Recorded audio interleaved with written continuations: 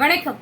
நம்ம எல்லாருடைய வாழ்க்கையிலுமே எவ்வளவு பெரிய கஷ்டங்கள் வந்தாலும், ராகு கேது தோஷங்கள் எல்லாம் இருந்தாலும், ஆஞ்சநேயருக்கு வடமாலை சாத்தி நாம வழிபடுறதுனால இந்த தோஷங்கள் எல்லாம் நீங்கி, நம்மளுடைய கஷ்டங்கள் எல்லாம் நீங்கி நமக்கு வளமான ஒரு வாழ்க்கை கிடைக்கும் அப்படின்னு சொல்றாங்களே, இது உண்மையாவே நடக்குமா? ஆஞ்சநேயருக்கு எதுக்காக வடமாலை சாத்தி வழிபடுறாங்க அப்படிங்கிற பத்தின ஆன்மீக தகவலை தான் இன்னைக்கு நம்ம பார்க்க போறோங்க. அதுக்கு முன்னாடி மறக்காம நம்மளோட சேனலை சப்ஸ்கிரைப் பண்ணிடுங்க. அஞ்சனா தேவிக்கும் வாயு பகவானுக்கும் புதல்வராக பிறந்தவர் தான் இந்த ஆஞ்சநேயர். இவர் சின்ன குழந்தையா இருக்கிறப்போ என்ன பண்ணார்னா, தகதகன்னு வானத்துல எரிஞ்சுக்கிட்டு இருந்த சூரியனை பார்த்து ஏதோ ஒரு பழம் தான் அங்க இருக்கு அப்படின்னு நினைச்சு அந்த பழத்தை எப்படியாவது நாம பறிச்சு சாப்பிடணும் அப்படின்னு சொல்லிட்டு வேகமா எகிர்றாரு. எகிரின வேகத்திலேயே இவர் வானத்துல பறக்க ஆரம்பிச்சிட்டாரு. ஏன்னா இவர் வாயு புத்திரன் இல்லையா, அதனால வானத்துல வேகமா பறந்து போறாரு. இத பார்த்த உடனே சூரியனையே விழுங்குறதுக்காக இந்த ஆஞ்சநேயர் போறத பார்த்த தேவர்கள் எல்லாம் ரொம்ப வியப்போடும் ஆச்சரியத்தோடும் என்ன நடக்க போகுதோ தெரியலையே அப்படின்னு பார்த்துட்டு இருக்காங்க. இந்த நேரத்துலதான் இந்திரன் தான் கையில இருந்த வஜ்ராயுதத்தை வேகமா எடுத்து வீசுறாரு ஹனுமன் மேல. வீசின வேகத்துல ஹனுமனுடைய தாடையில வந்து விழுந்து தாடை ஒடுங்கி போச்சு.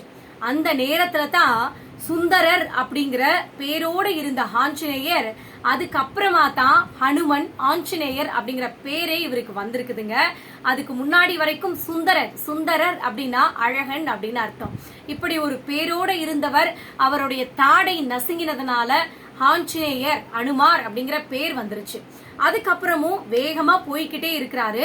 இந்த நேரத்துல ராகு பகவான் என்ன பண்றாருன்னா, சூரியனை பிடித்து சூரிய கிரகணம் உண்டு பண்றதுக்காக வேகமா போயிட்டு இருக்காரு. இவர் நகர்ந்து போற வேகம் இருக்கு பாத்தீங்களா, இந்த வேகம் வந்து ஆஞ்சநேயர் போற வேகத்துக்கு வந்து ஈடு கொடுக்க முடியலையா, அதை விட வேகமா ஆஞ்சநேயர் போயிட்டு இருக்காராம். இத பார்த்த உடனே ராகு பகவானுக்கு பயங்கர ஆச்சரியம். என்னடா அது, நம்மள விட வேகமா ஒரு சின்ன பையன் இப்படி வேகமா போயிட்டு இருக்கானே அப்படின்னு சொல்லிட்டு ரொம்ப ஆச்சரியத்தோட பார்த்துக்கிட்டே இருக்காரு. ஆனாலும் அந்த நேரத்துல சூரிய கிரகணம் நடக்க வேண்டியது. இந்த நேரத்துல ராகு பகவானால ஆஞ்சநேயரை மீறி அந்த இடத்துக்கு போகவே முடியல. அதனால அந்த நாள் அன்னைக்கு சூரிய கிரகணமே நிகழாத போயிடுச்சான். சோ இந்த மாதிரி நடந்ததுனால இப்படி ஒரு சின்ன பையனுக்கு இவ்வளவு பெரிய சக்தியா அப்படின்னு இந்த சக்தியை பாராட்டி ராகு பகவான் ஆஞ்சநேயருடைய வீர தீர செயல்களை பாராட்டி ஆஞ்சநேயருக்கு ஒரு வரம் கொடுக்கிறார். அது என்ன வரம்னு கேட்டீங்கன்னா, தனக்கு உகந்த தானியமான உளுந்துல வடை செஞ்சு தன்னுடைய உருவம் போல, அதாவது பாம்பினுடைய உருவம் போல அந்த வடைய கோர்த்து ஆஞ்சநேயருடைய கழுத்துல போட்டு யார் ஒருவர் வழிபடுகிறாரோ அவர்களுக்கு எந்த ஒரு தோஷமும் பிடிக்காது அப்படின்னு சொல்லி யாரு ராகு பகவான் ஆஞ்சநேயருக்கு வரம் கொடுக்கிறாரு. அன்னையில இருந்து இன்னைக்கு வரைக்கும் 54,108 வடையோ இல்ல 1008 வடையோ கோர்த்து ஆஞ்சநேயருக்கு வடைமாலையாக அப்படி இந்த பாம்பு வடிவத்துல போட்டுதான் வழிபட்டு இருக்காங்க இன்னைக்கு வரைக்கும். சோ இன்னைக்கு வரைக்கும் ஆஞ்சநேயரை இந்த மாதிரி வழிபடுறவங்களுக்கு எந்த ஒரு கஷ்டமும் இல்லாமல் தோஷங்களும் இல்லாமல் நிவர்த்தி பண்ணி ஆஞ்சநேயர் அருள் புரிஞ்சுக்கிட்டே இருக்கிறாரு.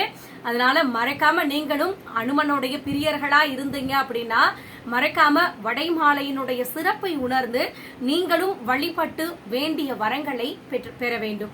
நன்றி, வணக்கம்.